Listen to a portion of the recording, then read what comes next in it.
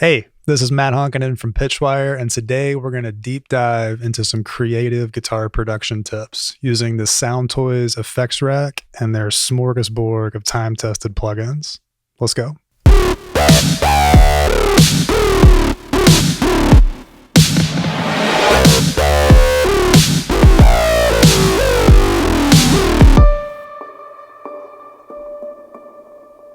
If you've been making music for a while, you probably are familiar with the name Sound Toys. And if you're not familiar with the name Sound Toys, you're probably familiar with all of their children.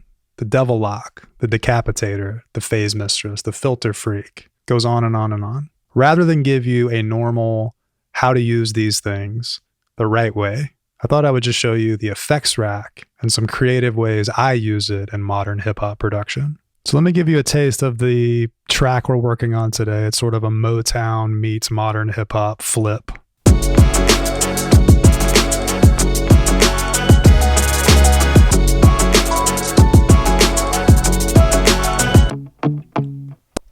And specifically, I want to sort of highlight these guitars and think of some ways we can creatively kind of beef them up.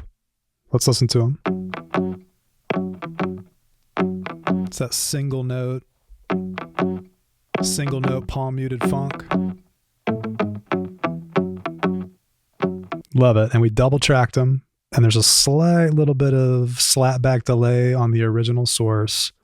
I would like to beef that up and make it weirder at different parts to really call attention to varying it up a little bit. Some of the curse of modern production is digital's too perfect.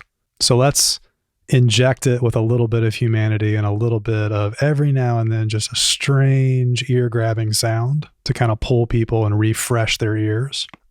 For this, I'm going to reach for the Sound Toys effect rack, and the benefit of the effect rack and why I almost always go there first rather than grabbing an individual plugin is instead of having to cascade the micro shift and the filter freak and the Devil Lock at the end, this thing does it all for you in a single VST instance.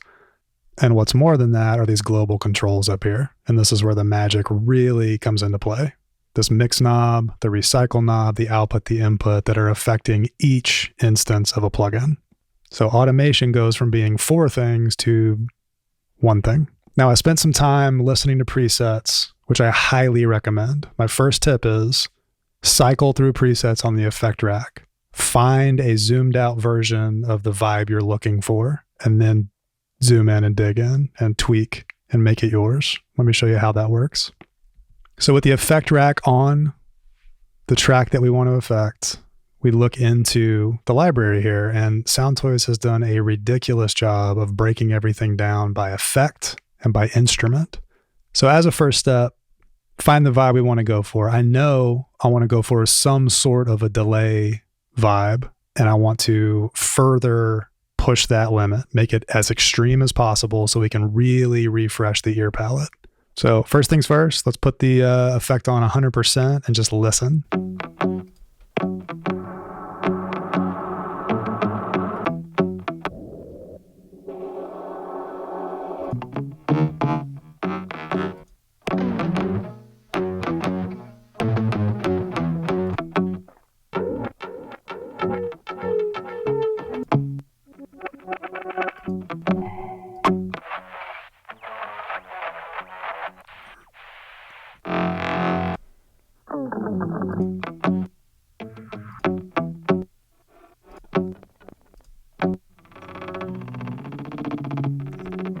This is our guy.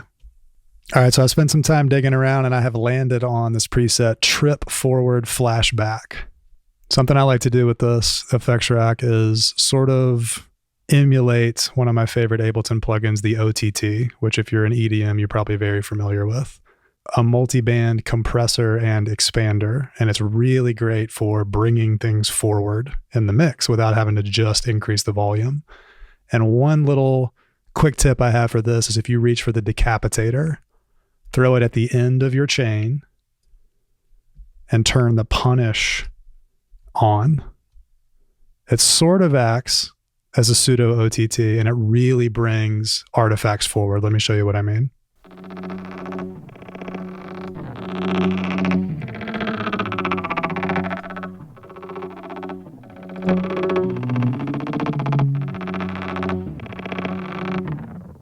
How great is that?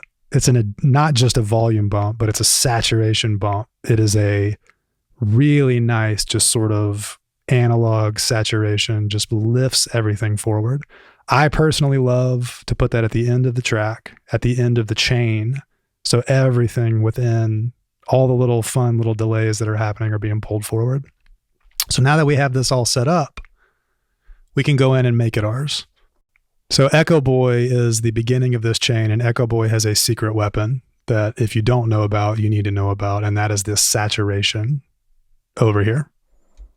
Let's zoom in and look at it. Input, saturation amount, output. The cherry on top of all this is the style folder. So many awesome options for style.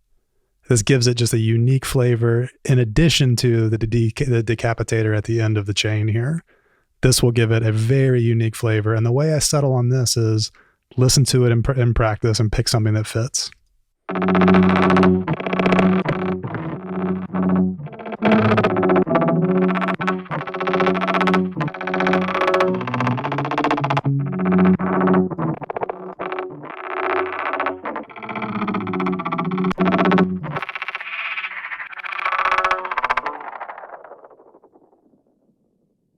How great. I mean, you can already hear the very, very distinctive differences in all those different flavors. Let's settle on one that we like.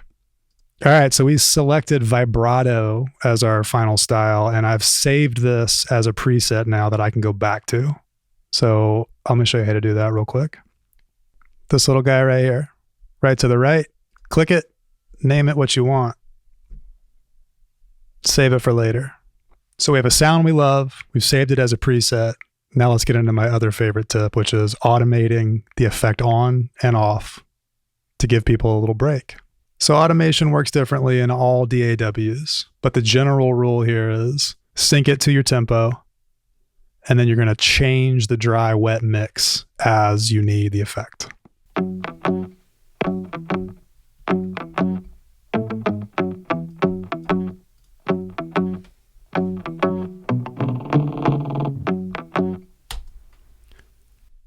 And you can see what we're doing here is on the turnaround, we're giving it just a touch of something totally different so that the listener's ear is going to get refreshed. And when they get back to the loop, it's not going to feel so stale. And here's how we did that. We're going from a totally dry into about 24% wet right at the turnaround.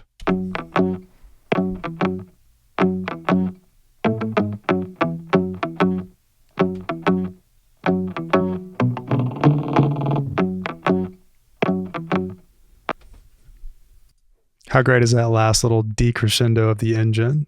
Love it. And you can do this with all sorts of different presets. And a lot of times I'll take turnarounds like that are out of left field that sound totally different than the original, freeze, flatten them, and then place them wherever I want them as the song continues. Hope that was helpful. Love the Sound Toys suite of toys, plugins, endless creativity in this effect rack. Thanks for watching. Stay tuned for the next one.